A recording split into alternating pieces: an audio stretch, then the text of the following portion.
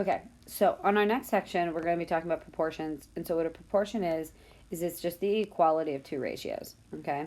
So what that means is, let's say you have a ratio of A over B, all right, and you have another ratio of C over D. To make it a proportion, you're going to set them equal to one another, okay? Now, how do you solve proportions? Well, you solve them by cross multiplying, right? So if I was going to solve this proportion, it doesn't really look like we're solving it, but I would multiply A times D together. You bring down your equal sign, and then you multiply C times D together. Okay? All right, so let's look at the first one. So what we're going to do is we're going to multiply 2x times 4. All right, so we're going to get 8x equals, and then we're going to do 3 times 5, which is 15.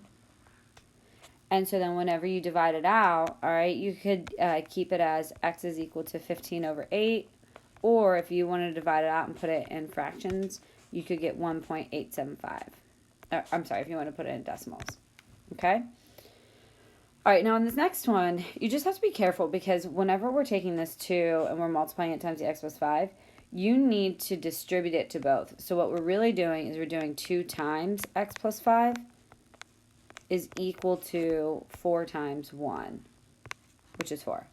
All right, and so then you can distribute through. So you'd get 2x plus 10 is equal to 4. All right, subtract the 10 over, so 2x is equal to negative 6, which means that x is equal to negative 3. Okay, all right, I'm not going to do the next one because it's exactly the same as what we just did. All right, but we are going to do this one. So this one was a little spooky, and we do have to do some algebra here. So let's actually start by multiplying the x minus 2 and the x plus 3 together. Okay, and then it's going to be equal to x times x, which is x squared.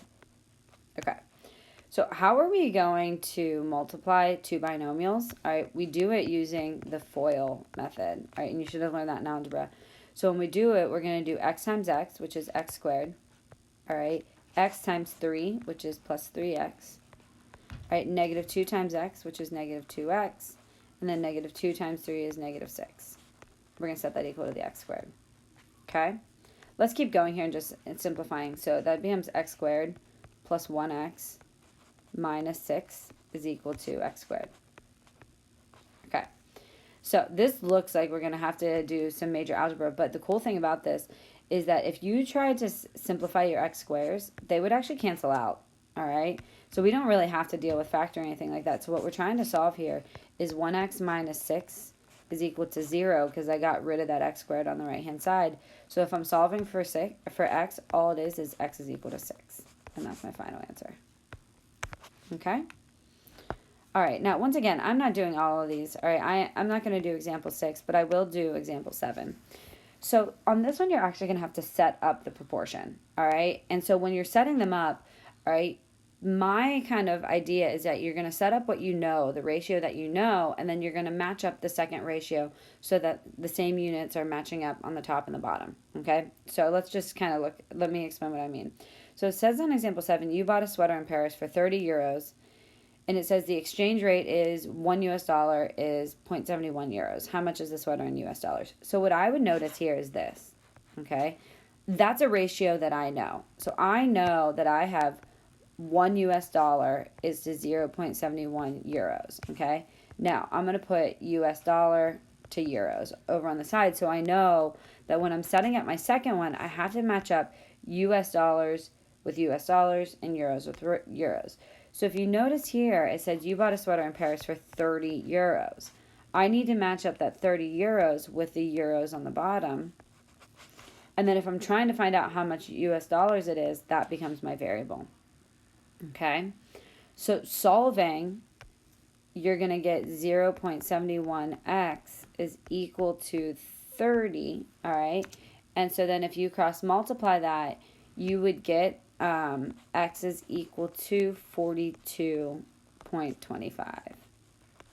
So that 30 euro dollar sweater in Paris is actually $42.25 in America. Okay? All right, let's do example 9. So example 9 says that the ratio of wins to losses is 3 to 4. If 35 games are played, how many wins and how many are losses? All right, so here's what I need to focus on this one first. This 35 game represents the total amount of games, right? So I can't use the ratio of 3 to 4 because that's 3 wins to 4 losses, right? How many total games would I have played if I'm looking at this ratio of 3 to 4? Well, that would be 7, okay? So we want to know how many wins or how many are losses. So I'm going to start with wins. So what I'm going to do is I'm going to set up 3 to 7, all right, because that is wins to total, is equal to, we know we have 35 games played total. We want to know how many of those are wins, right? So if you cross multiply here, all right, you'd get 3 times 35, all right, and then 7 times x. If you simplify, you're going to get x is going to be equal to 15, okay? So that means that 15 of those games are wins. Now, if you played, all right, 35 games in all, how many of them are losses? Well, you could do 35 minus 15, which means that 20 are losses. Okay? All right. Okay. We're not going to do example 10.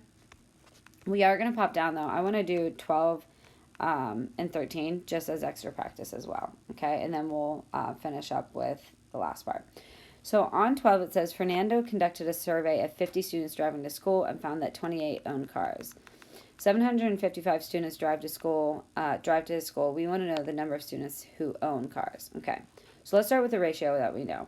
We know that if 50 total kids drove to school, 28 of them own cars. Okay, so 28 own cars out of the 50 people that are 50 students that are driving to school. So now we're going to look at the fact that there's 755 students who drive to school in all. All right. Where am I putting that? Am I putting it on the top or bottom? Well, I'm going to put it on the bottom because that's total, right? So that's 755 goes on the bottom, okay?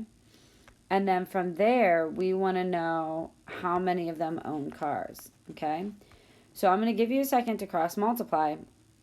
And what you should get here is you should get x is equal to 422.8. But remember, we're talking about students, right? So you can't have 422.8 students. So our answer for this is just approximately 423. Okay? All right. We're going to pause there. All right, we'll do one example when we come back, and then we'll finish up with the reciprocal.